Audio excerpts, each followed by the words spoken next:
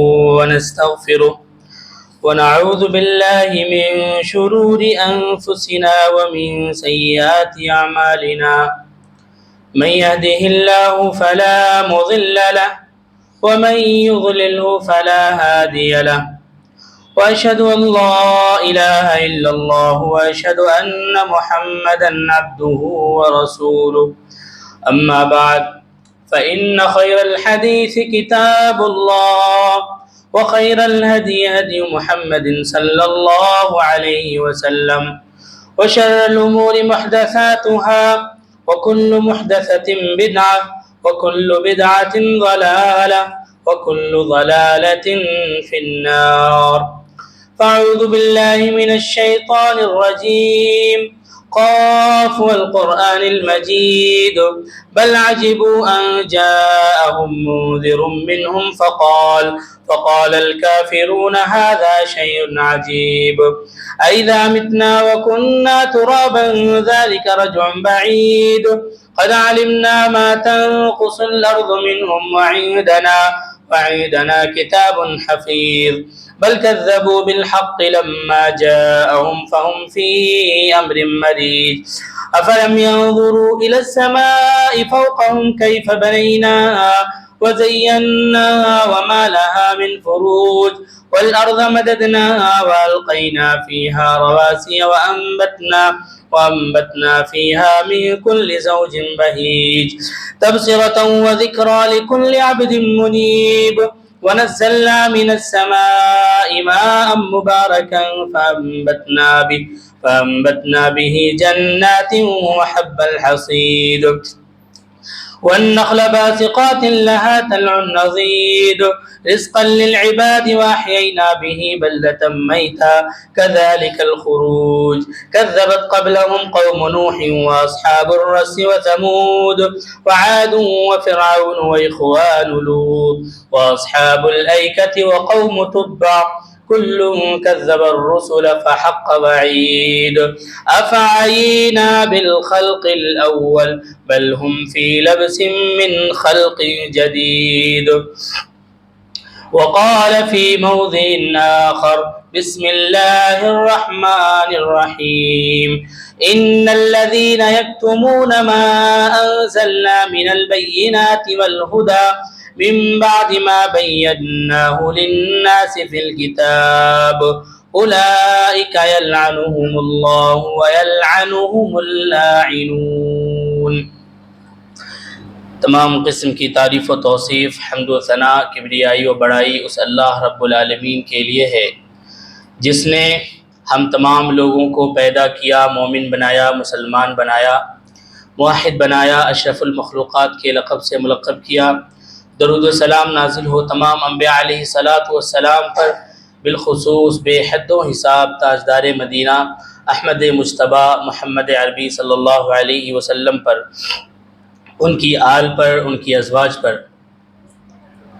حاضرین جمعہ، پردہ نشین میری ماں اور بہنوں، آج کے خطبہ جمعہ کا موضوع ہے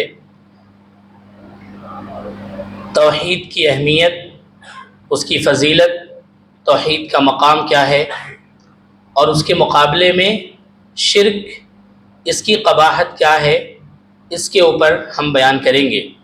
جب توحید کی بات آتی ہے تو ابن عثیمین رحمۃ اللہ علیہ کا ایک قول ہے، بہت ہی بہترین قول، وہ بیان کرتے ہیں فَكُلُّ عِبَادَةٍ لا تبنا علی التوحید فہی باطل۔ ہر وہ عبادت جس کی بنیاد توحید پر نہ ہو، ہر وہ عبادت جس کی بنیاد توحید پر نہ ہو، فہی باطل، تو وہ بیکار ہے، باطل ہے۔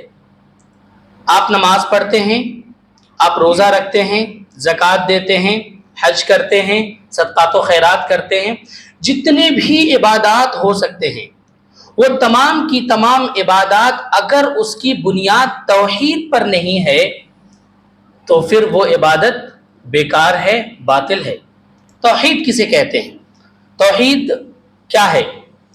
توحید جو شرک نہ ہو وہ توحید ہے. گویا کہ جہاں توحید ہے وہاں شرک نہیں آ سکتا. توحید یعنی ایک، وحد یوحدو کا معنی ہوتا ہے ایک ماننا. اللہ رب العالمین کو ان کی تمام افعال، صفات، ان تمام چیزوں میں ایک ہی ماننا، یہ ہے توحید.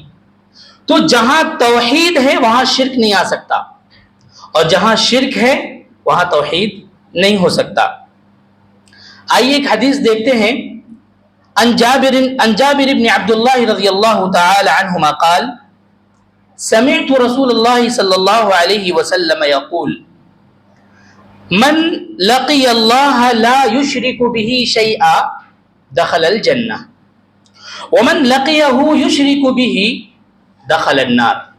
سیدنا جابر بن عبداللہ رضی اللہ تعالی عنہما بیان کرتے ہیں، وہ کہتے ہیں کہ میں نے نبی کریم صلی اللہ علیہ وسلم کو فرماتے ہوئے سنا، من لقی اللہ لا یشرک به شیئا، کہ جو شخص اللہ رب العالمین سے اس حالت میں ملاقات کرتا ہے کہ اس نے اس کے ساتھ ذرہ برابر بھی شرک نہ کیا ہو، دخل الجنہ، تو اللہ رب العالمین اس کو جنت کے اندر داخل کر دے گا. لیکن کوئی ایسا شخص جس نے اللہ سے اس حال میں ملاقات کیا کہ اس نے اللہ کے ساتھ ذرہ برابر بھی شرک کیا ہو، تو پھر اللہ تعالیٰ اس کو جہنم کے اندر داخل کر دے گا. گویا کہ لا یشرکو، جہاں شرک نہیں ہے وہاں توحید ہے. لا یشرکو کے مقابلے میں یشرکو ہے. جو شخص شرک کرتا ہے، ادنا شرک بھی اگر وہ کرتا ہے تو گویا کہ وہ شرک ہے، وہاں توحید نہیں. اور جہاں توحید نہیں ہے وہاں وہ اعمال اس کے برباد ہیں، بیکار ہیں. ابن عثیمین رحمۃ اللہ علیہ کا جو یہ قول ہے کہ فَكُلُّ عِبَادَةٍ لَا تُبْنَى عَلَى التَّوْحِيدِ فَهِيَ باطل، کہ ہر عبادت جس کی بنیاد توحید پر نہیں ہے تو پھر وہ باطل ہے عبادت. اس پر یہ حدیث بہت ہی بہترین حدیث ہے کہ جس نے اللہ رب العالمین سے اس حال میں ملاقات کیا کہ اس نے کسی کو شریک نہ کیا ہو، اس کی پیشانی کہیں اور نہ جھکی ہو، وہ کسی اور کو داتا اور دستگیر نہ مانا ہو، وہ صرف اور صرف ایک اللہ کی عبادت کیا ہو، اس حالت میں اگر اللہ سے ملاقات کرتا ہے تو اللہ تعالیٰ اس کو بخش دے گا اور جنت کے اندر داخل کرے گا. لیکن اگر جس نے شرک کیا ہے اللہ تعالیٰ اس کو کبھی بھی معاف نہیں کرے گا. اللہ رب العالمین قرآن مجید میں ارشاد فرماتا ہے ان اللہ لا یغفر ان یشرک به ویغفر ما دون ذلک لمن یشاء. اللہ رب العالمین شرک کے علاوہ جتنے بھی گناہ ہیں ایک امکانی صورت ہے کہ اللہ رب العالمین معاف کر دے، لیکن جس نے شرک کیا کبھی بھی اللہ رب العالمین اس کو معاف نہیں کر سکتا اور ہمیشہ ہمیشہ وہ جہنم میں جائے گا. توحید کی اہمیت اور فضیلت پر، شرک کی قباحت پہ ایک اور حدیث. ان عبداللہ ابن عباس رضی اللہ تعالی عنہما قال سمعت رسول اللہ صلی اللہ علیہ وسلم یقول ما من رجل مسلم يموت فيقوم على جنازته 40 رجلا لا يشركون بالله شيئا الا شفعهم الله فيه. سیدنا عبداللہ ابن عباس رضی اللہ تعالی عنہما بیان کرتے ہیں کہ اللہ کے رسول صلی اللہ علیہ وسلم سے انہوں نے سنا، اللہ کے رسول صلی اللہ علیہ وسلم نے بیان فرمایا کہ ما من رجل مسلم یموت، جب بھی کوئی مسلم شخص، مسلمان شخص مرتا ہے اور اس کے جنازے میں 40 آدمی شریک ہوتے ہیں.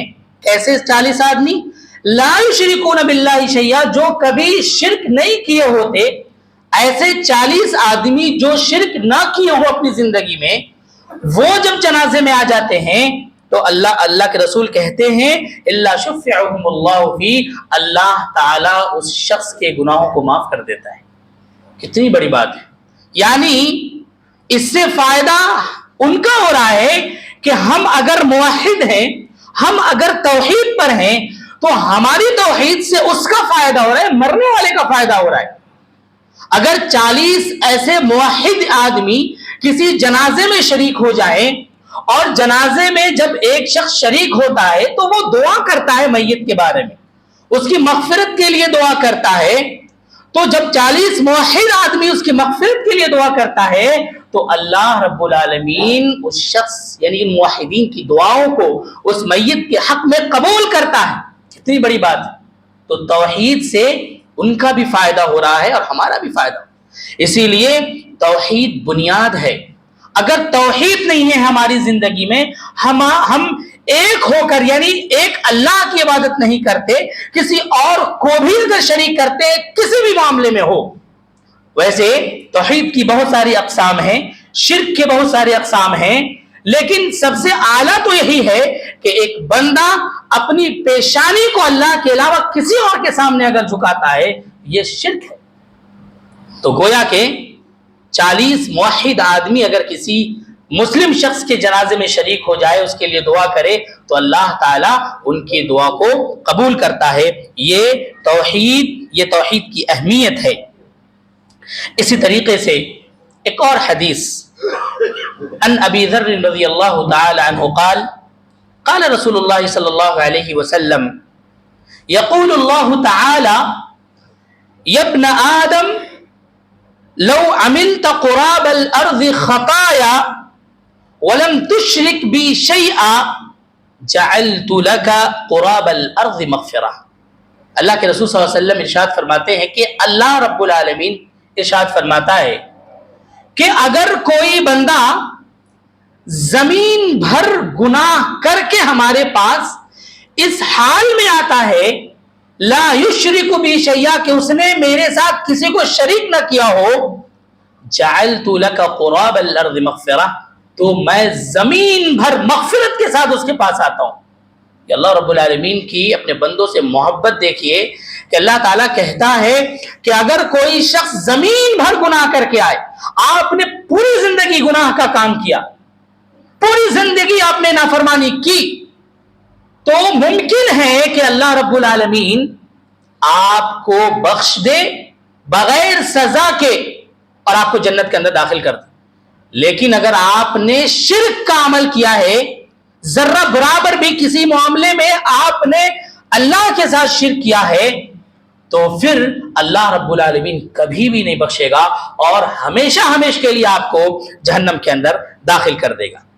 تو گویا کہ یہ شرک بہت بری چیز. آپ دیکھیے اس کو ایک مثال سے سمجھیے. جیسے کہ ایک مٹکا ہے, مٹکے میں اگر آپ نے سوراخ کر دیا دونوں جانب اور پانی رکھا, تو اس سوراخ سے پانی دھیرے دھیرے نکل جائے گا, لیکن تھوڑا بہت پانی ضرور بچے گا آخری حصے میں. وہ گناہ ہے. یعنی اگر آپ گناہ کر رہے ہیں برابر, تو ایمان آپ کا نکل رہا ہے, لیکن آخر میں ذرہ برابر ایمان ضرور رہتا ہے, بچا ہوا رہتا ہے. لیکن اس مٹکے کے پیندی میں اگر آپ نے سوراخ کر دی, ذرہ برابر بھی پانی نہیں بچے گا, نکل جائے گا. اگر آپ نے شرک کر لیا اپنی زندگی میں, پورا مکمل ایمان ختم ہو جائے گا اور اللہ رب العالمین آپ کو جہنم کے اندر داخل کر دے گا. شرک بہت بڑا گناہ ہے, سب سے بڑا گناہ شرک ہے. اسی لیے ہمیں اپنی زندگی کو توحید پر قائم و دائم رکھنا ہے اور شرک سے بچتے ہوئے زندگی گزارنا ہے. اسی طریقے سے اس حدیث سے یہ معلوم ہوا کہ شرک کی موجودگی میں تمام نیک اعمال برباد ہو جاتے ہیں. شرک کی موجودگی میں تمام نیک اعمال برباد ہو جاتے ہیں, اور توحید کی موجودگی میں تمام گناہ ختم ہو جاتے ہیں. اگر اللہ رب العالمین چاہ لے کہ آپ نے پوری زندگی گناہ کا کام کیا ہے اور آپ نے شرک نہیں کیا, تو پھر اللہ تعالیٰ آپ کے سارے گناہوں کو بخش دے گا. تو گویا کہ توحید کی شرک کی موجودگی میں تمام اعمال برباد ہو جاتے ہیں. آپ اگر شرک کر رہے ہیں یعنی اپنی پیشانی کو کسی اور کے سامنے جھکا رہے ہیں, جو حق اللہ رب العالمین کا ہے وہ حق کسی اور کو بھی دے رہے ہیں, اور پھر آپ چاہے نماز پڑھیں, چاہے روزہ رکھیں, چاہے زکوٰۃ دیں, آپ حج کریں, عمرہ کریں, نیک اعمال کرتے رہیں, اللہ رب العالمین کے یہاں یہ سارے نیک اعمال برباد ہو جائیں گے. اسی لیے ہمیں سب سے پہلے اپنے عقیدے کی اصلاح کرنی ہے. ہمارا عقیدہ, ہمارا ایمان اللہ رب العالمین کے ساتھ کیسا ہے, ہمارا عقیدہ اللہ رب العالمین کے ساتھ کیسا ہے, ہمارا عقیدہ محمد صلی اللہ علیہ وسلم کے ساتھ کیسا ہے, پہلے یہ اصلاح کرنا ہوگا.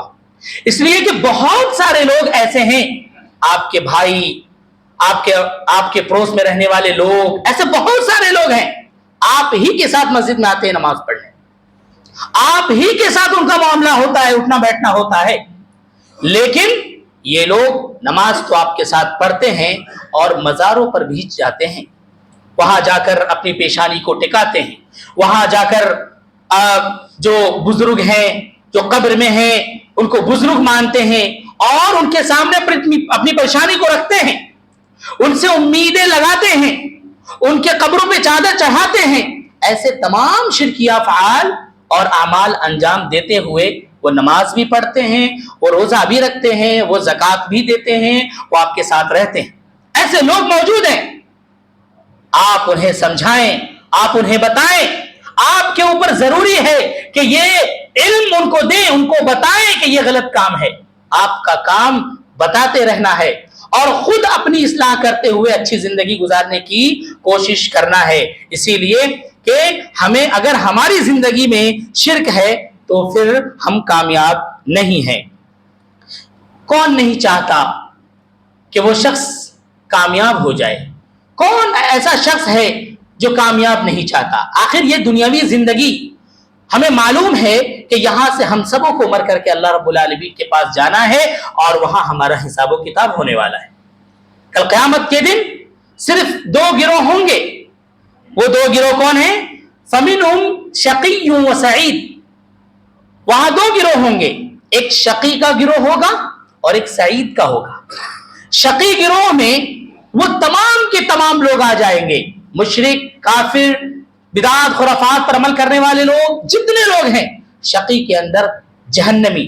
شقی کا مطلب جہنمی، شقی گروہ جہنمی ہوں گے اور سعید گروہ جنتی ہوگا۔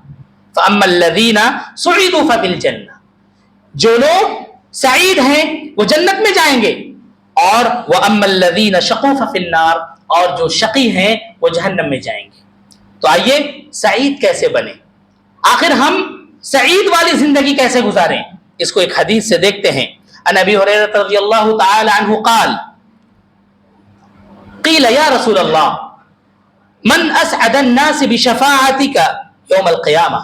حضرت ابو ہریرہ رضی اللہ تعالی عنہ راوی حدیث ہیں، وہ بیان کرتے ہیں کہ آپ صلی اللہ علیہ وسلم سے یہ سوال کیا گیا کہ من اسعد الناس بشفاعتک یوم القیامہ، اے اللہ کے رسول صلی اللہ علیہ وسلم بتائیے آپ کی شفاعت کے ذریعے سے کل قیامت کے دن لوگوں میں سعید کون ہوگا؟ لوگوں میں سب سے زیادہ سعید کون ہوگا؟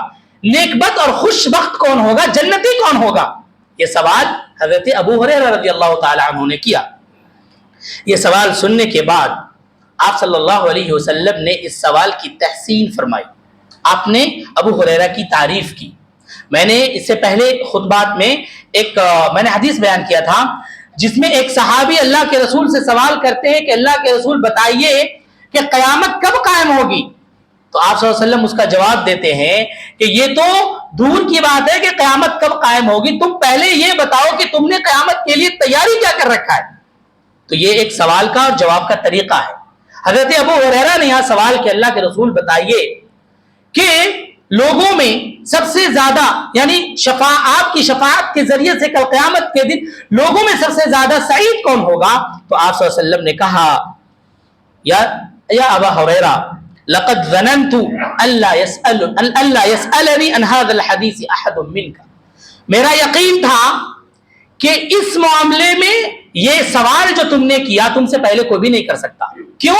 کیونکہ میں دیکھتا ہوں کہ تم حدیث کے معاملے میں کتنا زیادہ تمہارے اندر طرف ہے، تو جو حدیث کے اندر یعنی تمہیں حدیث سے کتنا زیادہ محبت ہے، اسی لیے تم نے یہ سوال کیا ہے۔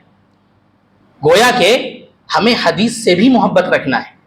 جس طریقے سے آپ قرآن سے محبت کرتے ہیں، قرآن کو یاد کرتے ہیں، اسی طریقے سے ہمیں حدیث سے بھی محبت کرنا ہے اور حدیث کو بھی یاد کرنا ہے۔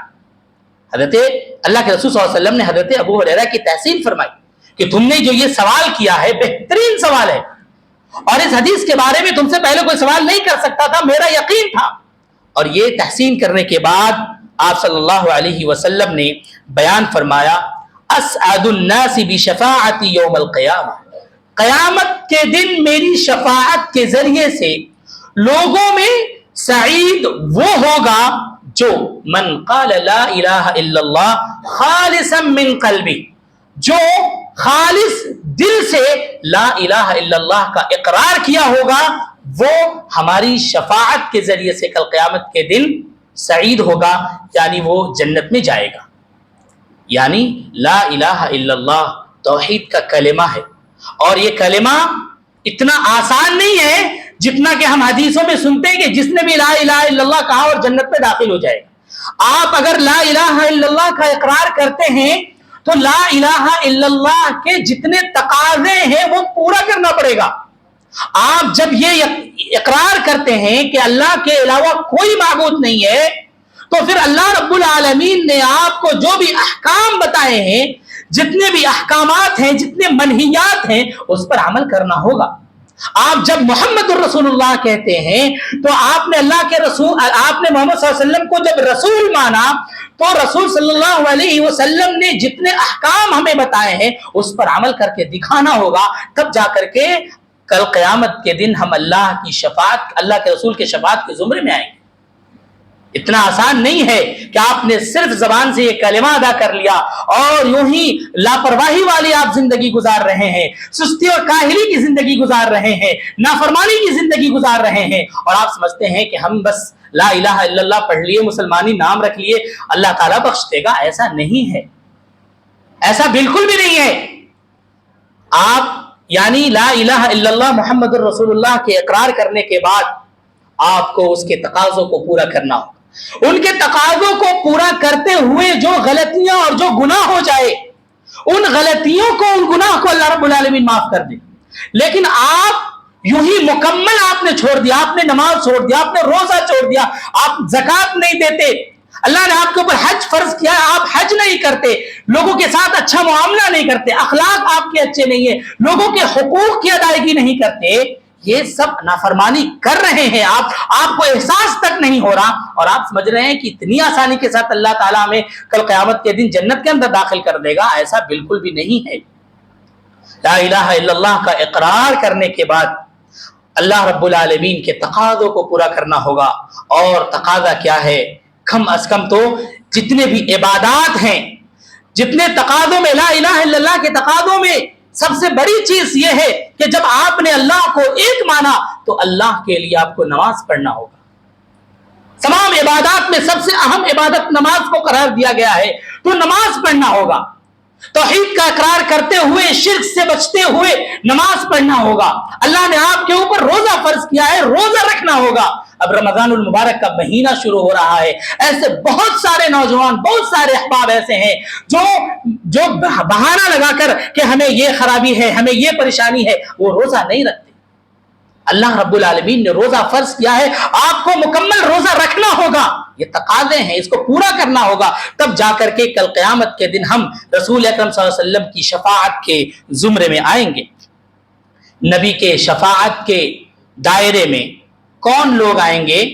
ایک حدیث ہے، عن ابی ہریرہ رضی اللہ تعالی عنہ قال قال رسول اللہ صلی اللہ علیہ وسلم لکل نبی دعوت مستجابہ، ہر نبی کی ایک دعا ایسی ہے جو مستجاب ہے۔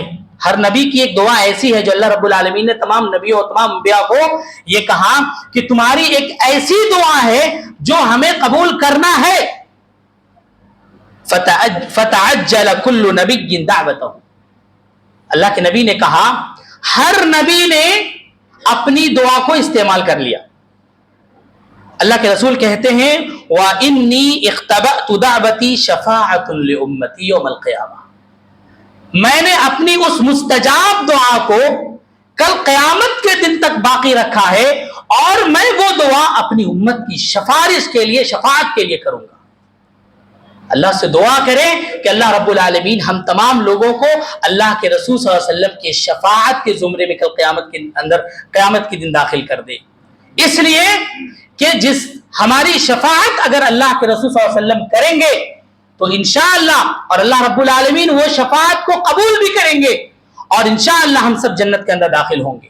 ضرورت ہے اس بات کی کہ پہلے ہم اپنی اصلاح کریں، پہلے ہم اپنے عقیدے کو درست کریں اس معاملے میں، خاص طور سے کہ اللہ رب العالمین ایک ہے، ہماری پیشانی جھکے تو اللہ کے سامنے جھکے، ہم اگر مشکل کشا کسی کو تصور کریں تو وہ اللہ رب العالمین ہو، ہم اگر اپنی پریشانیوں کو رکھیں کسی کے سامنے تو صرف اللہ رب العالمین کے سامنے رکھیں۔ اگر اس طریقے سے اگر ہم نے اپنی زندگی گزاری تو انشاءاللہ کل قیامت کے دن اللہ کے رسول صلی اللہ علیہ وسلم کی شفاعت کے زمرے میں ہم آئیں گے۔ آپ اپنے عقیدے کی اصلاح کرتے ہوئے زندگی گزاریں۔ گناہوں کا انسان گناہوں کا پتلا ہے، اس سے گناہ ہوگا۔ اللہ رب العالمین خود کہتا ہے کہ اگر میرا بندہ شرک کے علاوہ زمین بھر گناہ بھر کر کے لے آئے تو ہم زمین بھر مغفرت کے ساتھ اس کی طرف بڑھیں گے، لیکن اگر اس نے شرک کیا ہے، ایک بھی اگر اس نے شرک کیا ہو تو اللہ رب العالمین ہمیشہ کے لیے اس کو جہنم کے اندر داخل کر دے گا۔ اسی لیے ہمیں اپنے عقیدے کی اصلاح کرنی۔ شرک داخل کیسے ہوتا ہے؟ شرک داخل کیسے ہوتا ہے؟ شرک ہم تک پہنچتا کیسے ہے؟ بیجا محبت ہم نے اپنے بڑے لوگوں کو، خاص طور سے پیروں، مرشدوں، بزرگوں، اور یہ جو ایک سلسلہ چلا ہوا ہے، اس سلسلے میں ہم اتنا زیادہ محبت میں غلو کر دیتے ہیں کہ اس محبت کی وجہ سے ہم اس طرف آ جاتے ہیں کہ وہ شیطان ہم سے شرک کرا دیتا ہے۔ ہم اتنا زیادہ محبت کا درجہ دے دیتے ہیں اپنے پیروں، بزرگوں اور مرشدوں کو، اپنے علماء کو، کہ پھر وہ شرک تک وہ چیز پہنچ جاتی۔ اسی لیے طلب العلم فریضۃ علی کل مسلم جو کہا گیا، جیسے نماز آپ کے اوپر فرض ہے، روزہ فرض ہے، زکوٰۃ فرض ہے، علم کا حاصل کرنا بھی آپ کے اوپر فرض ہے۔ کتنا علم؟ جتنا کہ آپ نماز صحیح طریقے سے پڑھ سکیں، جتنا کہ جو اعمال، جو افعال، جو احکام آپ کو بتائے گئے ہیں وہ صحیح طریقے سے اور صحیح ڈائریکشن کے ساتھ پڑھنے لگیں، اتنا علم سیکھنا ہمارے اوپر فرض ہے۔ ذرا بتائیے ہم اگر آپ سے سوال کریں کہ آپ نماز پڑھتے ہیں، 14 ارکان ہے، دلیل کیا ہے؟ نہیں معلوم۔ روزہ رکھتے ہیں، قرآن میں اللہ رب العالمین نے بیان کیا، وہ آیت کیا ہے؟ نہیں معلوم۔ آپ کے اوپر فرض ہے، یہ جاننا ضروری ہے کہ آپ جانیں ان دلائل کے ساتھ کہ ہم جو عمل کر رہے ہیں اس کے لیے یہ دلیل ہے۔ اس طریقے سے آپ زندگی گزاریں۔ انشاءاللہ اگر ہم توحید کے ساتھ زندگی گزاریں گے، شرک سے بچتے ہوئے، گناہوں سے بچتے ہوئے زندگی گزاریں گے تو اللہ تعالی ہم تمام لوگوں کو بخش دے گا اور کل قیامت کے دن ہمیں جنت الفردوس کے اندر داخل کرے گا۔ اللہ رب العالمین سے دعا ہے اللہ رب العالمین ہم تمام لوگوں کو نیک بنائے، قرآن اور حدیث کے مطابق اپنی زندگی گزارنے والا بنائے۔ آمین۔ وما توفیق الا باللہ۔